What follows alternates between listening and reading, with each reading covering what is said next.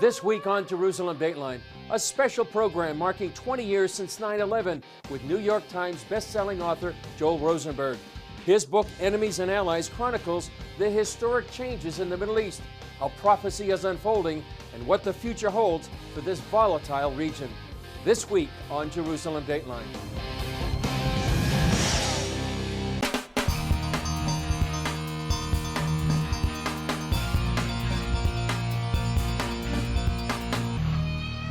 Hello and welcome to this special edition of Jerusalem Dateline. I'm Chris Mitchell. 20 years ago, what happened on 9/11 changed the world. During the past 2 decades, the Middle East has gone through a dramatic transformation. Joel Rosenberg chronicled those changes in his book, Enemies and Allies, an unforgettable journey inside the fast-moving and immensely turbulent modern Middle East. CBN News sat down with Rosenberg in this exclusive interview. Joel, great to be with you again here in Jerusalem with amazing view here. Joy to be with you at the epicenter of the epicenter to talk about what in the world is going on in this region. Well, you've written a book called Enemies and Allies. First of all, tell us why you wrote the book. Well, there's a couple things. One, of course, with the 20 years that have gone by since the horrific attacks of September 11th, 2001, one of the questions that people have is, where are we in our battle with radical Islamism, right? We've gone through multiple cycles. We've been in a almost 20-year war in Afghanistan. We were in a war for many of those years in Iraq. We have been in battle, or at least in counterterrorism operations in Syria, in Yemen, in Libya, and throughout this region.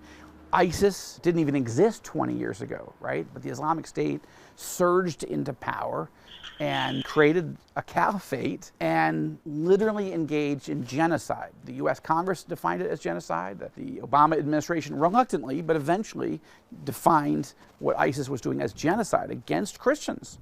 They were slaughtering Muslims by the millions, or by the hundreds of thousands, but they were purposely trying to liquidate, annihilate the Christian population, and Yazidis as well. So where are we with Al-Qaeda? Where are we with ISIS? And of course, the biggest threat in the whole region back 20 years ago and more today than ever is Iran and the Iranian regime. So I really felt that the threats in the Middle East, in the Islamic world, are changing so much and in some areas growing so grave and dangerous that we had to take a new look at it. And then, of course, there's the Abraham Accords and the whole move towards Arab-Israeli peace. So which is it? And that's what Enemies and Allies looks at. Who are our enemies 2 decades after 9/11, and who are our allies? Because in both of those areas, the deck of cards, as it were, has been reshuffled. So the book is in 3 main parts. You have enemies, opportunities, and future. First of all, threats, the enemies. What's the main threat here in the Middle East right now? My basic assessment is that 20 years after 9/11, Al-Qaeda is on the run. It's not gone and you can't take your eye off it, but it's not the power player that it once was. With Osama bin Laden. Osama bin Laden is gone. Most of the senior leadership of Al-Qaeda have been taken off the battlefield, and that's encouraging. The Islamic State, the caliphate, is gone. The millions and millions, almost 5 million people that were living under the slavery, under the tyranny of the caliphate, have been liberated. Abu Bakr al-Baghdadi, the spiritual and political military leader of ISIS, has been eliminated, and most of their leadership has been too. So the good news is some of the major non-state terror organizations and actors are not the magnitude of the threat that they once were. The bad news is that in all of the chaos of the Middle East of the last 20 years, Iran, no matter what the United States and Israel has done, Iran is more dangerous today than ever before, and they are dangerously close to building not just one nuclear warhead, but an entire arsenal. They have also built out their ballistic missile force, not only to be able to reach here in Israel, but to be able to reach Europe, and they're getting closer to being able to reach the United States with intercontinental ballistic missiles. And Iran's alliances, I really spent a lot of time in the book, their alliances are more dangerous than ever. They've built this really close strategic alliance with Russia, with Turkey, with North Korea, and increasingly with China. Now, each of those alliances look a little different, but they are dramatically stronger. Iran's regime is dramatically stronger today because they have these anti-American, anti-Western, and very hostile enemies as their allies. And several of those countries, of course, are nuclear armed themselves, which makes the Iranian nuclear threat even more dangerous. Plus, they built up proxies throughout the region.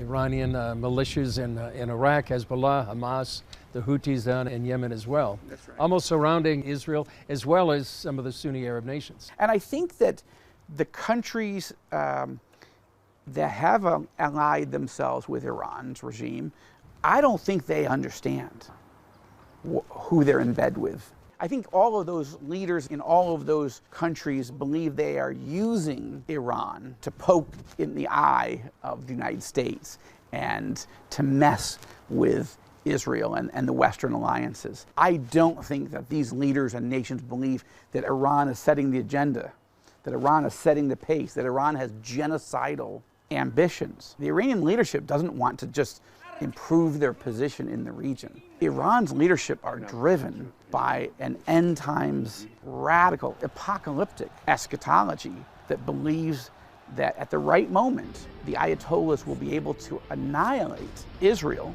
which they call the little Satan, and that's only their first objective. Ultimately, they want to annihilate, destroy the United States, which they call the great Satan. And I don't think Putin or the Chinese leadership or Recep Erdogan, and the great leader in Pyongyang, North Korea, I think they are seeing Iran as part of an anti-Western, anti-American alliance. Let's just get everybody who hates America and hates the West, let's get them all in one big semi-unhappy family. I don't think they realize exactly who they're in bed with when it comes to the Iranian regime. Up next, we discuss historic opportunities presenting themselves today in the Middle East.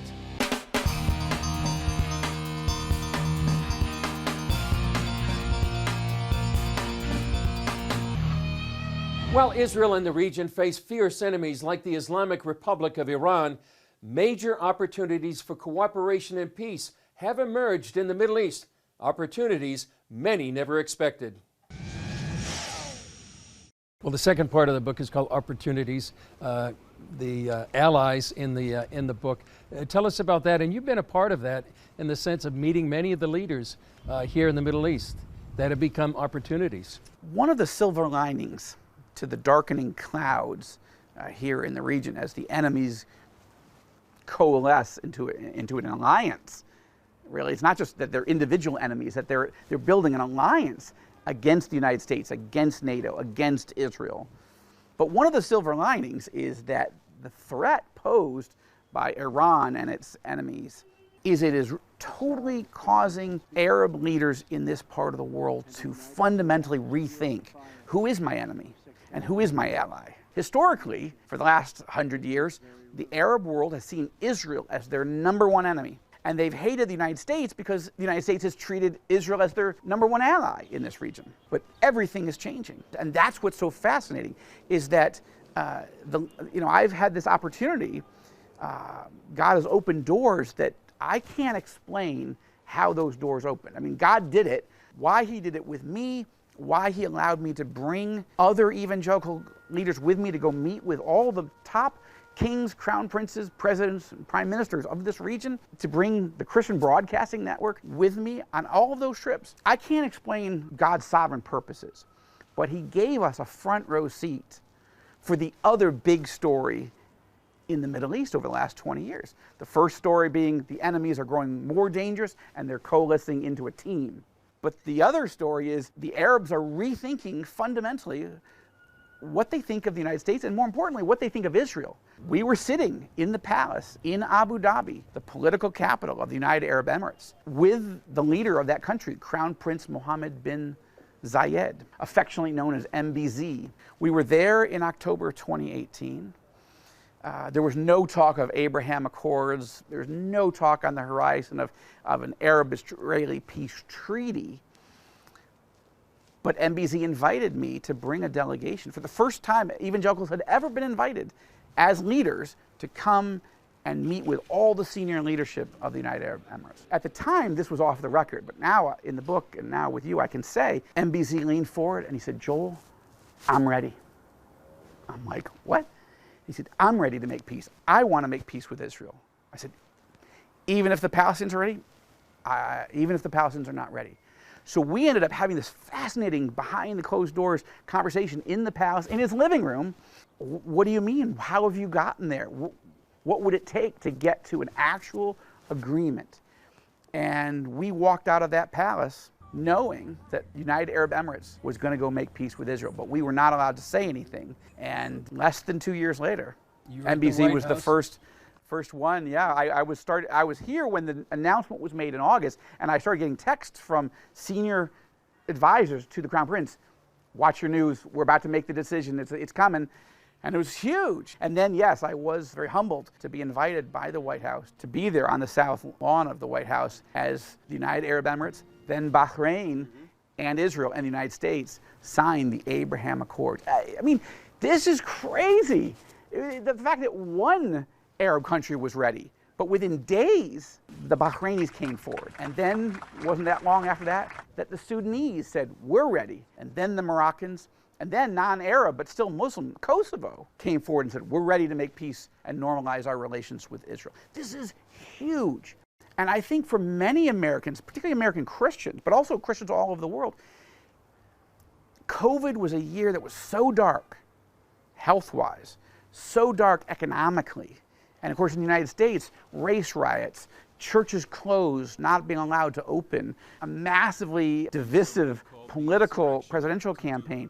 There were so many issues on the table in the United States and around the world. Almost nobody really paid attention to the biggest series of Arab-Israeli peace treaties in history since the Egyptians and the Jordanians. So again, this is the first book, Enemies and Allies, that takes you into the actual palaces, takes you inside the rooms as you meet the very men who made these decisions. Why did they do it? What are their values? How did they change from being people who were united against Israel for the last 100 years? Economic boycotts, some of them actually actively engaged in war.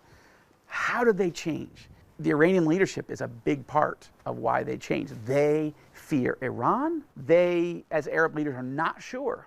Will the United States stand with them? They're not sure, but they are sure that the Israeli nation, the Israeli leadership, would be with them in a fight to the death against the Iranian regime. And that, a lot of prayer by Christians all over the world, it's a great testimony to praying for the peace of Jerusalem. Coming up, a look at the prophetic developments in the Middle East and what does the Bible have to say about the current geopolitics in the region.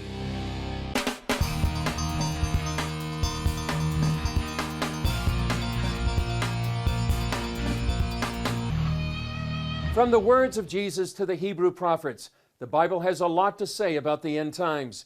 We discuss the current state of affairs in the Middle East through the lens of the Scriptures. Do you see any prophetic elements in this axis of Russia, Iran, and Turkey?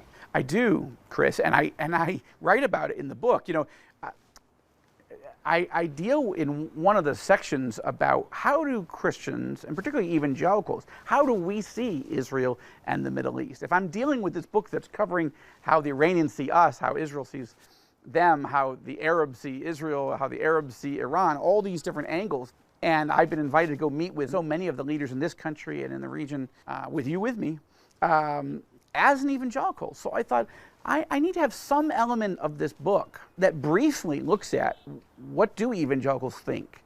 And of course, evangelicals don't all agree on issues of prophecy, but I lay out some of the major prophecies. Of course, the main one here would be Ezekiel 38 and 39, what's known as the War of Gog and Magog, where in my analysis, I believe that prophecy is dealing with a dictator who rises in Russia and builds a military, strategic, political alliance with the leaders of Iran, then known as Persia, and Turkey, and several other countries in this region to surround Israel in the last days of history and try to consume Israel.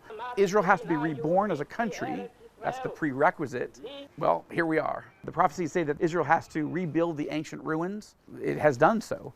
That Jews have to be flowing back into the land after centuries of exile. Well, we know that's come to pass, and it's continuing to come to pass. And Israel has to be prosperous. Israel's more prosperous today than any other time in its modern history. And Israel has to be feeling secure.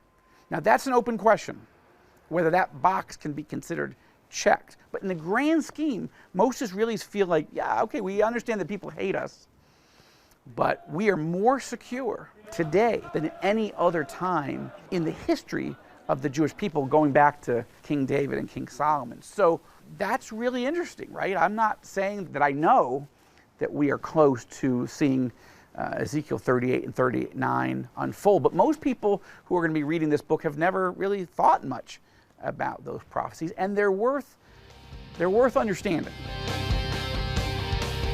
Up next, from enemies to opportunities and the end times, what's ahead for the church, Israel, and the Middle East?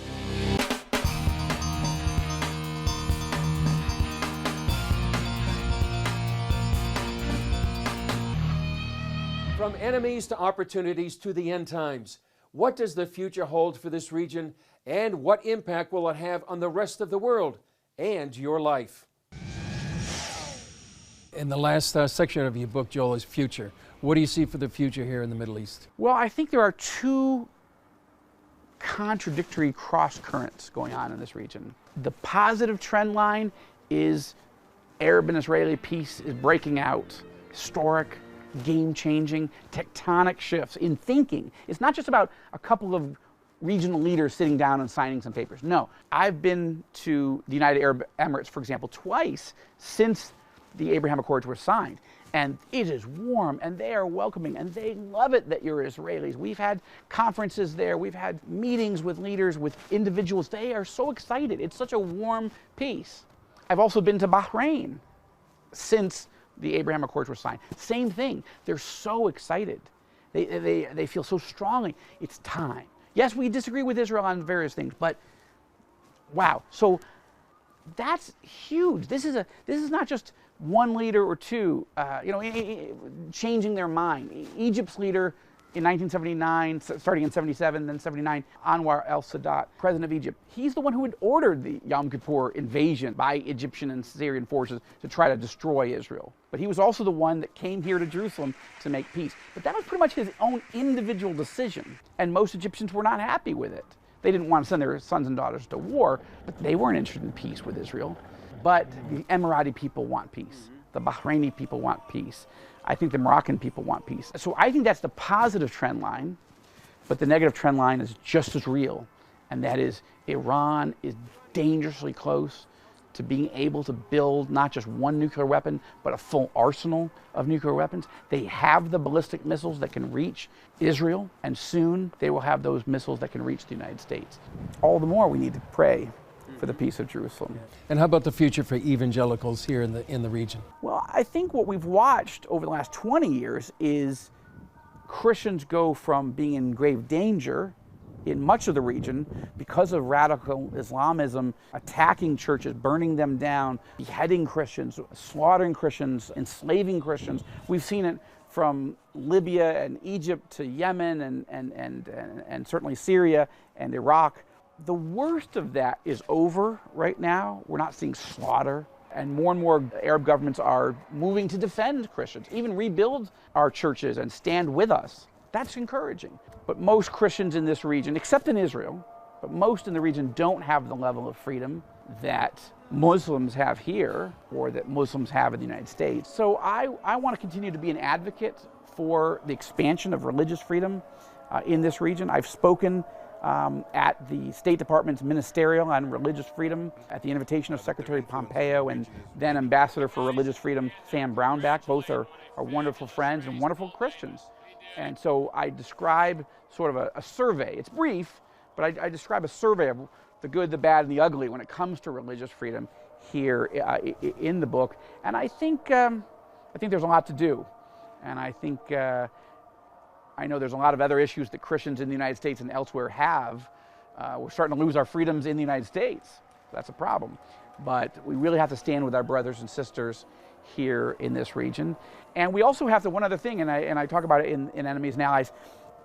Unfortunately, much of the media in this part of the world has become an enemy. Enemy of Israel, enemy of Christians, enemy of truth. And that's one of the reasons we started All Israel News and our sister site, All Arab News. In fact, I dedicate Enemies and Allies to the staff and the board of our two news sites, because truth is under siege here.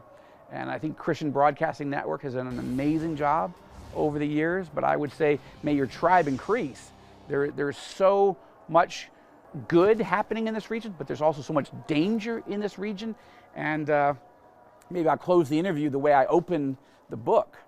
I say that it's been long said about Las Vegas that what happens in Vegas stays in Vegas, but nobody says that about the Middle East.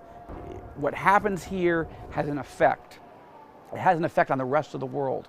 It has an effect on the church. It has an effect on oil prices, on energy prices, on inflation, on currencies, on politics, on people who serve in the military. This region forces you to pay attention, and it has an effect spiritually and geopolitically. And I think that the 20th anniversary of 9/11 is the right moment to reassess, 20 years after that horrific series of attacks, who are our enemies and who are our allies, and how should we live different and pray different as Christians in light of these truths. Well, that's all for this special edition with Joel Rosenberg, author of Enemies and Allies. If you're interested in knowing more about the times we're living in, it's a great book that you can purchase almost anywhere. Thanks for joining us. Remember, you can follow us on Facebook, Twitter, Instagram, and YouTube. And you can also access CBN content through our CBN News and other CBN apps. And don't forget to sign up for our email blasts so you can continue to receive all of our exciting CBN content. I'm Chris Mitchell. We'll see you next time